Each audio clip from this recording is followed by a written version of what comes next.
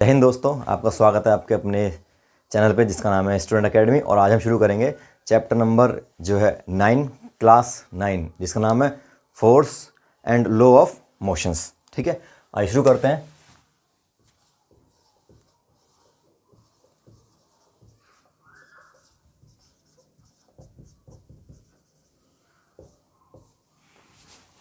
जी, बल तथा गति के नियम। तो इस चैप्टर को शुरू करने से पहले मैं आपको कुछ बात बता दूं कि जो हमारा जो ये चैप्टर है, इस चैप्टर में हम जो है न्यूमेरिकल्स नहीं करेंगे, सिर्फ थ्योरी का पार्ट पढ़ेंगे और कॉन्सेप्ट जो है उनको क्लियर करेंगे। न्यूमेरिकल्स जो हम अगली कक्षा में करेंगे। इसी कक्षा में सिर्फ थ्योरी और कॉन्सेप्ट होंगे। बाकी आपके जो पेपर आने वाले हैं उसमें जो है आपको बहुत इसकी उपयोगिता साबित होगी तुम्हारे लिए। इसको आप जो जल्दी से पढ़ेंगे तो जल्दी से आपका रिवीजन हो जाएगा, एक तरीके से रिवीजन का काम भी करेगा ये। तो हम कोशिश करेंगे कि इसे कम से कम समय में पूरी की पूरी जो है सभी टॉपिक को कवर करें। आपका जो टॉपिक है 9th क्लास में जो है ये कंजर्वेशन ऑफ मोमेंटम, वो टॉपिक जो है एनसीईआरटी बुक से जो है हटा दिया गया है। तो उस टॉपिक को छोड़ करके बाकी जो हम चैप्टर को शुरू करते हैं। तो स्टार्ट करते हैं फोर्स से। तो फोर्स क्या होता है? तो फोर्स के बारे में जनरली बात करी जाए तो फोर्स को हिंदी में बोलते हैं बल, अंग्रेजी में बोलते हैं फोर्स। बेसिकली फोर्स के बारे में बात यह है कि किसी भी वस्तु को पुल करना या पुश करना फोर्स कहलाता है। मतलब अगर जो हमारे पास कोई वस्तु है, अगर जिसको हम ऐसे धकेलते हैं, धक्का मारते हैं या उसको सब पकड़े खींचते हैं, रस्सी को ऐसे खींचते हैं बांध के, तो किसी भी चीज़ को खींचना या किसी भी चीज़ को धकेलना क्या कहा जाता है? फोर्स कहा जाता है। क्लियर है? ठीक है। फोर्स के बारे में बात करिए, यानी कि पुल होगा या पुश, क्या कहलाया जाता है वो? फोर्स।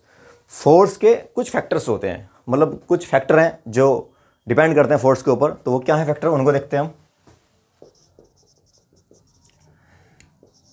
कारक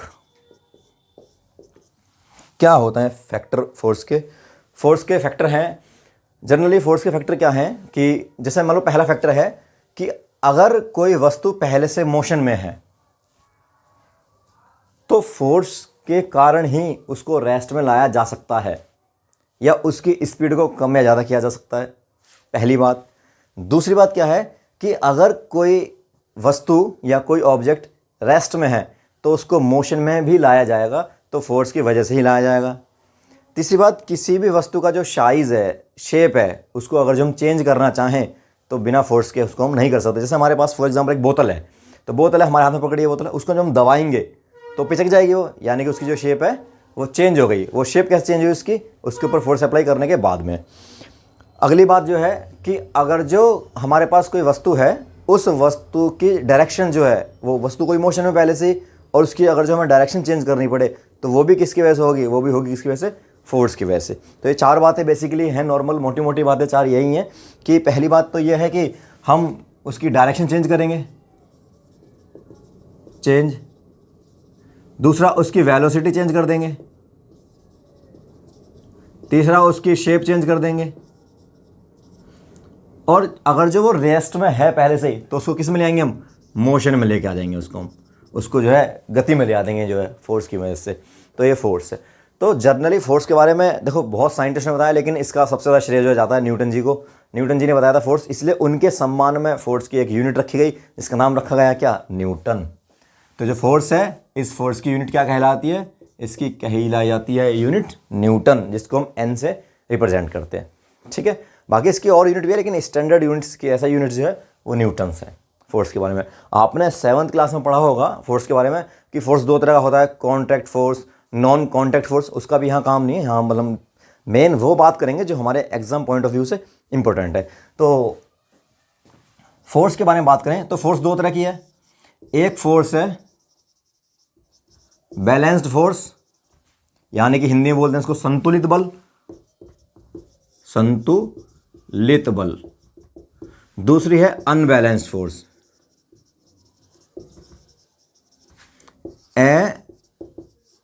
असंतुलित बल।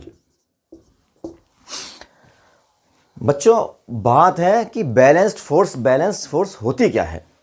तो कुल मिला के बात यह है कि अगर जो किसी वस्तु के ऊपर मान लो हमने एक फोर्स अप्लाई किया और उस वस्तु पे किसी और ने भी फोर्स अप्लाई किया, तो जितना फोर्स हमने अप्लाई किया उतना ही फोर्स उसने अप्लाई किया, तो जो नेट फोर्स है जो उसका रिजल्ट है, जो उसका परिणाम है, वो तो ज़ीरो ही हो गया। तो ऐसे बल को बोलेंगे हम बैलेंस फोर्स। जैसे फॉर एग्जांपल आप समझते हैं बोर्ड पे कि जैसे मान लो ये एक ईंट है, ये एक ईंट है, ये ईंट किसकी है? एमआरएफ की मान लेते हैं, बैट होता वाला कि एमआरएफ का। तो एमआरएफ की ईंट है, इस ईंट पे इधर से हमने फोर्स अप्लाई करा 5 न्यूटन। न्यूटन तो इसकी यूनिट इसलिए लगाया हमने। और इसी ईंट के ऊपर इधर से एक फोर्स अप्लाई करा किसी बच्चे ने, वो भी किसने कितना करा उसने? 5 न्यूटन। तो दोनों ही बारी में 5-5 न्यूटन फोर्स अप्लाई हुआ। तो जब इधर से 5 न्यूटन ताकत लगाई उस ईंट पे, उधर से भी ताकत लगा उस ईंट पे, तो ईंट तो कहीं जाएगी नहीं। क्यों? क्योंकि जिसका रिजल्टेंट है वो कितना है? वो 0 है। तो रिजल्टेंट क्या है उसका? 0। और अगर जो रिजल्टेंट 0 होता है तो उस फोर्स को बोलते हैं हम बैलेंस फोर्स, यानी कि संतुलित बल। उसका परिणाम कितना होता है? 0। तो उसे क्या बोलते हैं हम? संतुलित बल। यहीं अगर जो दूसरी बात कही जाए अनबैलेंस फोर्स की, तो अगर जो इस ईंट पे, ये वाली ईंट है MRF, इस ईंट पे इधर से फोर्स लगाया हमने 7 न्यूटन और इधर से फोर्स लगाया हमने 2 न्यूटन, तो ओवरऑल होगा क्या भाई? उधर से तो ताकत लग रही है 2 न्यूटन की, इधर से ताकत लग रही है 7 न्यूटन की, तो ईंट उधर सरक जाएगी। क्यों? क्योंकि इस पे फोर्स फालतू है। कितना फालतू है? 7 - 2 = 5 न्यूटन। 5 न्यूटन फालतू है ना, तो इसका रिजल्टेंट 0 नहीं है, यानी कि रिजल्टेंट जो है नॉन ज़ीरो।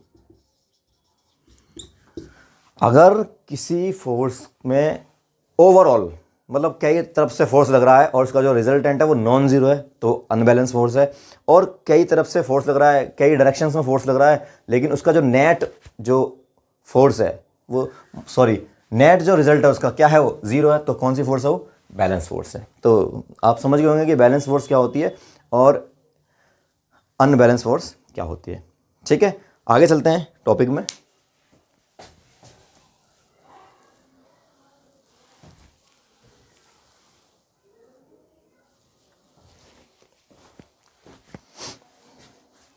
हाँ, आगे चलते हैं। आगे हम बात करते हैं चैप्टर में, अगला टॉपिक आता है ये लॉ ऑफ मोशन। मोशंस के जो नियम है, ये मोशंस के नियम न्यूटन जी ने दिए, इसलिए उनको बोलते हैं न्यूटन्स लॉ। तो न्यूटन साहब ने जो है 3 नियम दिए, वो बड़े कॉमन नियम हैं, बड़े इंपॉर्टेंट नियम है। फिजिक्स, आधे से ज़्यादा फिजिक्स उन्हीं के ऊपर बेस्ड है। तो पहला जो नियम है, पहला नियम कहता है न्यूटन जी का, उसका नाम है न्यूटन्स फर्स्ट लॉ। कौन सा नियम है वो? फर्स्ट लॉ है। फर्स्ट लॉ यानी कि पहला नियम। पहला नियम क्या कहता है? पहला नियम ये कहता है कि when an object in rest it will rest, when an object in motion it will in motion, whenever there is no external force applied on it. यानी कि कहने का मतलब ये है कि अगर किसी वस्तु को हम देखते हैं, अगर कोई वस्तु रेस्ट में है तो रेस्ट में ही रहेगी, और अगर कोई वस्तु मोशन में है तो वो मोशन में ही रहेगी जब तक उसके ऊपर कोई बाहर से फोर्स ना लगाया जाए। यानी कि एक्सटर्नल फोर्स हम उसके ऊपर नहीं लगाएंगे तो वो ऐसी की ऐसी ही रहेगी। जैसे मान लो ये मार्कर है, मेरे हाथ पे रखा हुआ है ऐसे ही, तो ये ऐसे ही रखा रहेगा जब तक इसके ऊपर हम कोई बाहर से फोर्स नहीं लगाएंगे। और अगर कोई चीज़ मोशन में है ऑलरेडी तो वो मोशन में ही रहेगी जब तक उसके ऊपर हम बाहर से फोर्स ना लगाएं। तो ये न्यूटन का पहला नियम कहता है। इस न्यूटन्स के पहले नियम की बहुत एप्लीकेशंस हैं और वो सारी बहुत इंपॉर्टेंट हैं। जैसे कि मतलब एग्जांपल मैं आपको बताऊं कि क्या बताया जाए एग्जांपल। जैसे मान लो कि हम बैठे हैं आराम से, हम आराम से रेस्ट में बैठे हैं, लेकिन क्या है कि हम खड़े हैं किसी चटाई पे, हमें पता नहीं हम चटाई पे खड़े हैं ऐसे, और कोई आदमी आया, उसने चटाई पकड़ी और चटाई खींच ली एकदम पीछे को, और जैसी चटाई उसने पीछे खींचेगा एकदम से हम गिर पड़ेंगे। क्यों गिर पड़ेंगे? क्योंकि जो हमारे जो पैर थे वो रेस्ट में थे, हमारी पूरी बॉडी ऊपर से लेकर नीचे तक की सब रेस्ट में ही थी, क्योंकि चटाई रेस्ट में थी। उसने चटाई को पीछे खींचा तो चटाई तो मोशन में आ गई, तो उस चटाई से हमारे पैर टच थे तो हमारे पैर भी पीछे मोशन में आ गए, लेकिन हमारा जो ऊपर का हिस्सा है वो तो रेस्ट में रहना चाहेगा, तो पैर तो चले गए पीछे और रेस्ट का हिस्सा आगे, तो इसलिए हम आगे गिर जाते हैं। यही कहानी होती है बस के अंदर। जब बस के अंदर हम सवारी बैठी होती हैं या खड़ी होती हैं, ड्राइवर एकदम से बस स्टार्ट कर देता है और जैसे ही उन्होंने बस चालू करी एकदम से स्टीयरिंग भगाया पूरी स्पीड में, एकदम हम पीछे गिर जाते हैं, क्योंकि हमारे जो पैर हैं वो बस के साथ आगे चल देते हैं, लेकिन हमारी बॉडी किस में रह जाती है? रेस्ट में। और सेम कहानी होती है जब वो रेस्ट में मतलब ब्रेक लगाता है उस पर। जैसे उसने बस को रोका, बस पूरी स्पीड से आ रही है, फुल स्पीड से आ रही है, पूरी बस मोशन में है, उसके बाद हम भी मोशन में हैं और सब कुछ मोशन में है, और जैसे उसने ब्रेक लगाई और जैसी ब्रेक लगी बस तो हो गई स्टॉप, पूरी रुक गई। अब उससे हमारे पैर कांटेक्ट में, हमारे पैर रुक गए, लेकिन हमारा ऊपर का जो बॉडी पार्ट है वो तो मोशन में था, इसलिए हम आगे को झुक जाते हैं ऐसे। तो यही कारण है हमारा कि बस के ब्रेक लगते हैं एकदम से तो हम आगे को गिर जाते हैं, बस चल देती है तो हम पीछे को गिर जाते हैं। तो ये न्यूटन के पहले नियम के हिसाब से ही है सारी चीज़ें। इस तरीके से जो है आपका जो न्यूटन का फर्स्ट लॉ यहाँ पे होता है ख़त्म। इसकी बहुत सारी एप्लीकेशंस इसको करते रहेंगे तो हम शायद दिन ही ख़त्म हो जाए, पर ये कभी ख़त्म नहीं होने वाली। जैसे कि घर में जैसे पैरदान जो होता है जिसमें पैर पहुँच के घर के अंदर जाते हैं, उसको जब हम ऊपर उठाते हैं और डंडा हाथ में लेंगे और जैसे उसको हम डंडे को जोर से मारते हैं उस पर, तो धूल निकलती है उसमें से बहुत सारी। क्यों? क्योंकि जो पायदान है वो भी रेस्ट में है और उसके अंदर जो धूल के कण है वो भी रेस्ट में है। लेकिन जब हमने डंडा मारा मोशन में फुल स्पीड में, तो जो पायदान था डंडा लगती वो आगे को आ गया क्योंकि वो मोशन में आ गया, लेकिन जो धूल के कण थे वो तो रेस्ट में रह गए और वो तो चले गए आगे, पायदान रेस्ट में रह गए धूल के कण, इसलिए वो नीचे गिर जाते हैं। सेम पेड़ के पत्तियां जो होती हैं पतझड़ के मौसम में जब हवा चलती है तो गिर जाती हैं। कारण क्या है? यही कारण है कि जब हवा चलती है तो पत्तियां तो मोशन में आती हैं, टहनियाँ रेस्ट में रह जाती हैं, तो बाहर को गिर जाती हैं। इसके और भी बहुत सारे उदाहरण हैं, लेकिन इतने एग्जाम्पल बहुत हैं, शायद आप समझ चुके होंगे फर्स्ट लॉ के बारे में।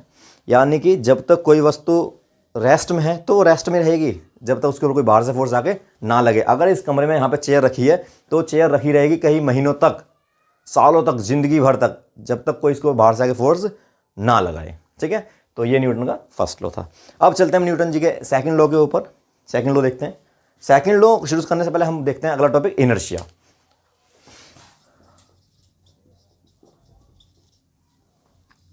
इनर्शिया, इनर्शिया को हिंदी में बोलते हैं जड़त्व। इनर्शिया का मतलब है हिंदी में जड़त्व। कुछ लोग बोलते हैं कि भाई इनर्शिया कह लो चाहे फर्स्ट लॉ ऑफ मोशन कह लो, एक ही बात है। एक ही बात नहीं है, थोड़ा सा फर्क है, क्योंकि ये तो है फर्स्ट लॉ, ये नियम है, लेकिन ये है प्रॉपर्टी, ये गुणधर्म है।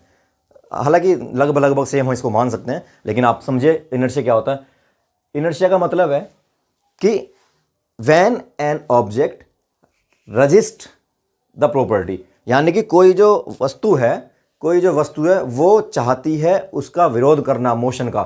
मतलब था कि इनर्शिया जो है एक प्रॉपर्टी है of matter by which it resist the change, a property of matter by which it resist the change in state of object. यानी कि कोई वस्तु है अगर वो रखी हुई है कहीं पे, तो वो उसके अंदर अगर जो मतलब फोर्स लगाएंगे तो उसको मूव करेंगे, उसमें चेंज आएगा, लेकिन उस चेंज का जो विरोध करता है, जो अपोज करता है, जो रजिस्ट करता है, उसी को हम क्या बोलते हैं? इनर्शिया बोलते हैं। फर्स्ट लॉ ऑफ मोशन का मतलब भी यही है कि अगर कोई वस्तु रेस्ट में है तो वो रेस्ट में ही रहना चाहेगी या रेस्ट में ही रहेगी जब तक उसके ऊपर बाहर से कोई फोर्स ना लगाए। सेम इनर्शिया में भी यही है। जड़त्व का मतलब इसका हिंदी में है जड़त्व। इनर्शिया का मतलब यही है कि अगर कोई वस्तु रखी हुई है, कोई मैटर रखा हुआ है, तो वो उसके अंदर होने वाले चेंज का रजिस्ट करती है, विरोध करती है, अपोज करती है। ठीक है, आगे बात करें हम। जो इनर्शिया है, इनर्शिया जो है वो डायरेक्टली प्रोपोर्शनल है किसके? मास के। जो मान लो एक फुटबॉल है, एक फुटबॉल, इतनी बड़ी फुटबॉल है यहाँ पे ऐसे, ये फुटबॉल है। इस फुटबॉल में अगर जो हम जो है लात मारें तो आराम से आगे चली जाएगी काफ़ी, क्योंकि इसका मास कम है। ठीक है, लेकिन अगर जो इतना ही बड़ा एक पत्थर है, ऐसे पत्थर है जो है स्टोन है, उसमें हम लात मारें तो वो तो दूर नहीं जाएगा, पैर भले ही टूट जाएगा। क्यों? क्योंकि उसका मास बहुत ज़्यादा है। तो जिसका ज़्यादा मास है वो ज़्यादा रजिस्ट करेगा, ज़्यादा विरोध करेगा, उसका इनर्शिया ज़्यादा होगा, उसका जड़त्व ज़्यादा होगा, और उसको हिलाने के लिए उतनी ही ज़्यादा फोर्स लगानी पड़ेगी। तो इस तरीके से ये इनर्शिया हो गया। इनर्शिया के जो है 3 पार्ट हैं, 3 भागों में इनर्शिया को डिवाइड करा हुआ है। उसको देखते हैं हम 3 पार्टों। पहला है इनर्शिया इन रेस्ट, दूसरा inertia in motion, third inertia in direction. Inertia in rest का मतलब है कि अगर कोई वस्तु रुकी हुई है, फॉर एग्जांपल मैंने अभी बताया था पत्थर के बारे में, वो रुका हुआ है, वो रुका हुआ ही रहना चाहता है, तो जब तक उसके बाहर से हम फोर्स लगाएंगे हटेगा नहीं, वहाँ से हिलेगा नहीं वो, तो उसका वो क्या है, वो इनर्शिया रेस्ट हो गया। दूसरा मोशन में, अगर कोई चीज़ मोशन में है ऑलरेडी, कोई मतलब साइकिल चल रही है, साइकिल तो चले ही जाएगी, रुकेगी नहीं वो, जब तक उसको हम जो रोकना नहीं चाहेंगे, उसके ऊपर बाहर से फोर्स आगे नहीं लगाएंगे। अगर जब फ्रैक्शन काम नहीं कर रहा तब की बातें हैं, ये एनवायरमेंट में कोई फोर्स उस पर नहीं लग रही है और वो कोई वस्तु मोशन में है, तो वो मोशन में ही रहेगी जब तक उसको बाहर से ऊपर ना फोर्स हम ना लगाएं। आगे है डायरेक्शन, इनर्शिया डायरेक्शन। इसका मतलब ये है कि जैसे मान लो आपने देखा होगा कि जैसे बस चल रही है, बस पूरी स्पीड में जा रही है, एक दिशा में सीधी जा रही है बस, लेकिन जैसी बस जा रही है आगे कर्व आ गया, रास्ता मुड़ा और ऐसे बस वाले ने बस को मोड़ दिया। लेकिन जैसी बस ऐसे घूमेगी तो उसमें बैठी सारी सवारी है, सारी सवारी उस तरफ बाहर की तरफ एकदम से झुक जाएंगी ऐसे। क्यों? क्योंकि वो सभी सीधे जा रहे थे तो उनकी बॉडी भी सीधी जा रही थी उस तरीके से, लेकिन जैसे उन्होंने घुमाया वहाँ पे तो उसने उसका भी रजिस्ट करा, उसका भी उन्होंने विरोध करा, लेकिन उन्हें घूमना पड़ा। तो इस तरीके से तीनों क्या हो गए हमारे न्यूटन्स का जो है, मतलब फर्स्ट लॉ के साथ साथ में लॉ ऑफ इनर्शिया भी कंप्लीट हो गया। उसके बाद में बात आती है सेकंड लॉ की। तो सेकंड लॉ देखते हैं न्यूटन्स का सेकंड नियम क्या है, बहुत इंपॉर्टेंट है, अच्छा है, देखते हैं।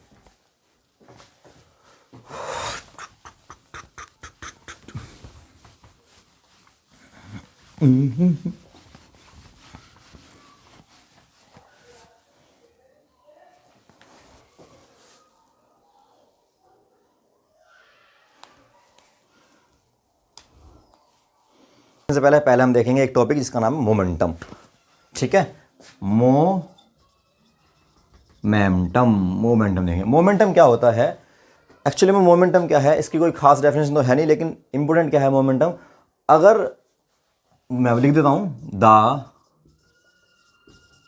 Product of mass and the velocity of an object is called momentum. अगर हमारे पास कोई वस्तु है और उस वस्तु का कुछ ना कुछ तो मास होगा ही, जैसे मान लो ये मार्कर है, इसका मास होगा 5 ग्राम, 2 ग्राम, 1 ग्राम, 10 ग्राम, 20 ग्राम, इसका मास है। और इसको अगर जो मैं से फेंक के मारूं जोर से, तो जब जाएगा तो इसकी कुछ वेलोसिटी भी होगी।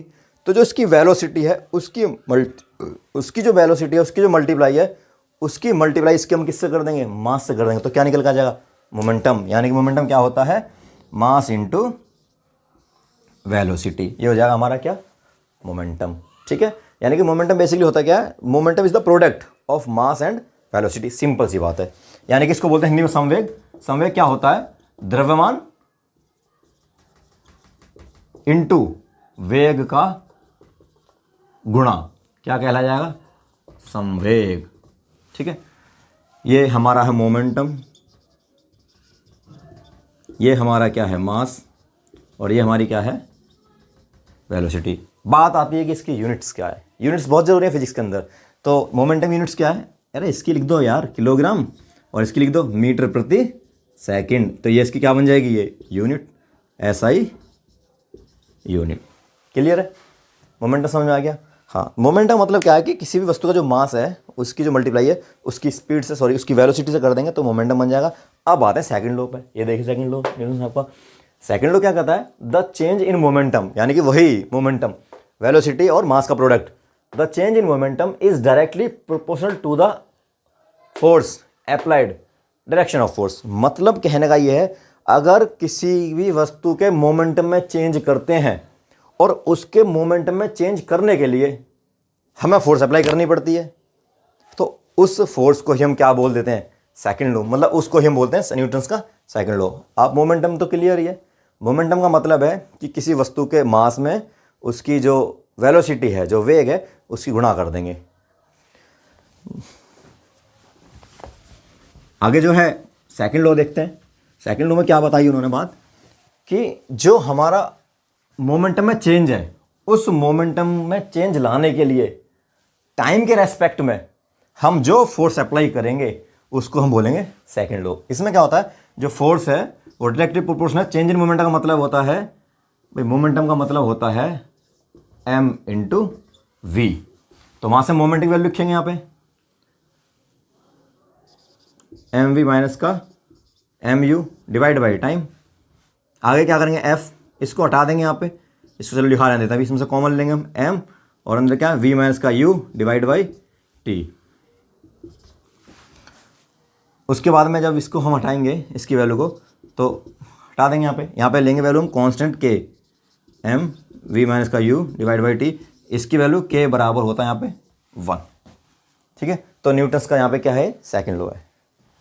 वैल्यू 1 मानते हैं k की वैल्यू, तो यहाँ पर हम लिखेंगे f बराबर m v minus u upon में टी। ये आपको कुछ मिलता जुलता लग रहा होगा, F बराबर m इंटू, इसके बदले में लिख देंगे हम a एक्सेलरेशन। तो फॉर्मूला बनता है F बराबर m इंटू ए, मास इंटू एक्सेलरेशन।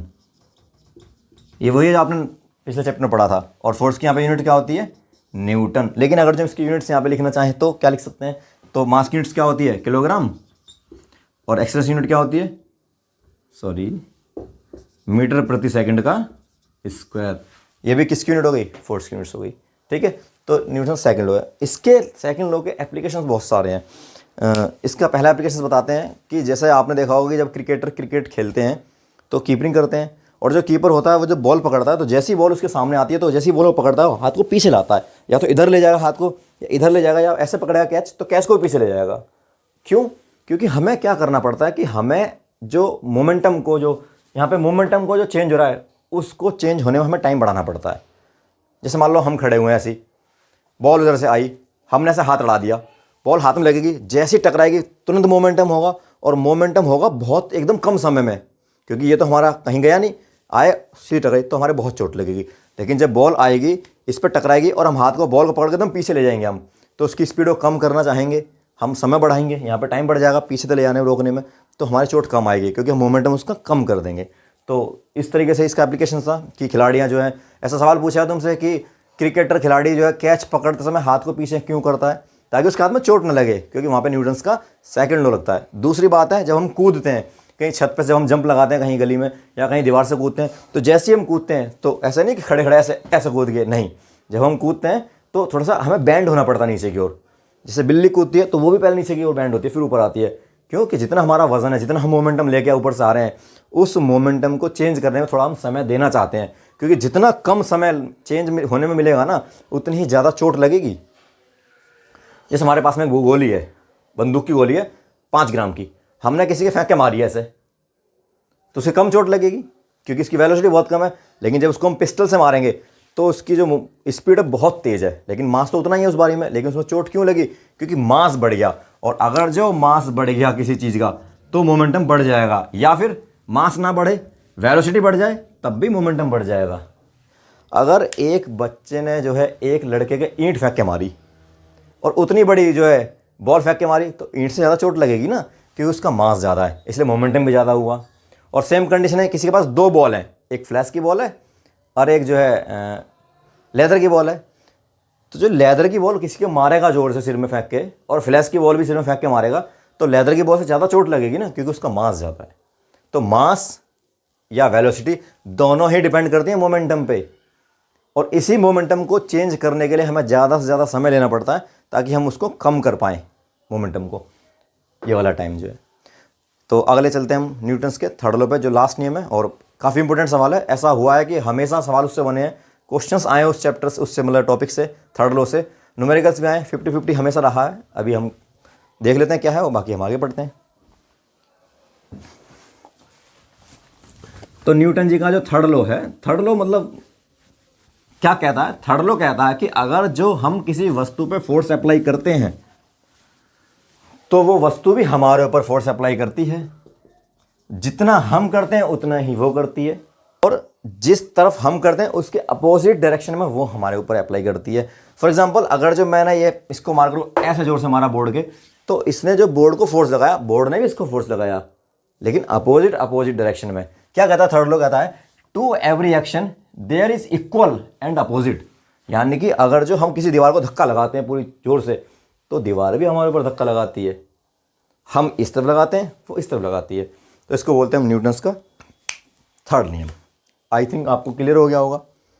इसके एप्लीकेशंस क्या हैं, जैसे आपने देखा होगा कि जब हम जो है, जब मतलब आर्मी के जवान जो है बंदूक चलाते हैं या गोली से फायर करते हैं, आपने फ्री फायर खूब खेला होगा, तो जब उसमें गोली से फायर किया जाता है, तो जैसे जब बंदूक से फायर किया जाता है, तो जब बंदूक से फायर करते हैं तो जैसे ट्रिगर दबाते हैं, गोली तो आगे जाती है पूरी स्पीड में, तो बंदूक भी स्पीड में पीछे आती है, क्योंकि जितनी ज़ोर से वो आगे जाएगी, फोर्स लगाएगी, उतनी ही ज़ोर से ये बंदूक भी उसके ऊपर फोर्स लगाएगी।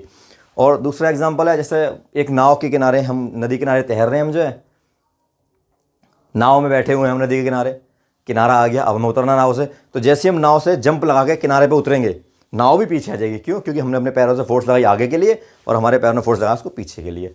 जैसे हम ज़मीन पर बैठे हैं, तो जब ज़मीन पर बैठे हैं तो हमें खड़ा भी तो होना पड़ेगा कभी। तो हम जब खड़ा होंगे तो हम अपने पैरों से ज़मीन पर पहले फोर्स लगाएंगे, हम ज़मीन पर फोर्स लगाएंगे नीचे और वो हमारे ऊपर फोर्स लगाएंगे, हम खड़े हो जाएंगे। सेम कहानी है दिवाली के रॉकेट्स की। दिवाली पे जो रॉकेट होते हैं उन रॉकेट में हम नीचे आग लगा देते हैं, तो नीचे से आग निकलती है बहुत तेज़। तो जितनी तेज़ नीचे से आग निकलेगी उसकी, उतने ही प्रेशर से रॉकेट ऊपर उड़ेगा। क्यों? क्योंकि वहाँ पे न्यूटन से कौन सा नियम है? थर्ड लॉ है। जब किसी के हम चाटा मारते हैं तो हमारा हाथ उसके गाल पे जितना फोर्स लगाता है, उसका गाल भी हमारे हाथ पे उतना ही फोर्स लगाता है। इस तरीके से बहुत सारे इसके एग्जाम्पल होंगे, ख़त्म ही नहीं होंगे, करते रहेंगे आप जो है, क्योंकि हम अपने डेली जीवन में इन चीज़ें घिरे हुए हैं। तो ये न्यूटन साहब के जो है थर्ड लॉ है, तीनों में ख़त्म हो गए। उसके बाद में आता है कंजर्वेशन ऑफ मोमेंटम टॉपिक, जो कि आपके सिलेबस में कटवा दिया गया है, वो खत्म हो गया। बाकी उसको हम आगे डिस्कस कर लेंगे कभी जब हम सवाल करेंगे, तो अगली क्लास करेंगे हम जो न्यूमेरिकल वाली। तब तक के लिए धन्यवाद। पढ़ते रहिए, बढ़ते रहिए। जय हिंद, जय भारत।